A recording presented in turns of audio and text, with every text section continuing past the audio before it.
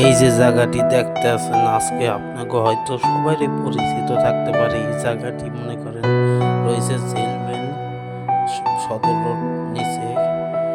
এটা হলো যে এলমের ব্রিজের তলে এই জায়গাটি ঝিলমিল যেতে হয়। এই জায়গাটিতে আমরা আসি শত এই যে ভিডিও বানাতে, শুটিং করতে, কত করতে আসি। অনেকে অনেকে মনে করেন করতে আসে, প্রেমিক প্রেমিকের ডেটিংয়ে আসে।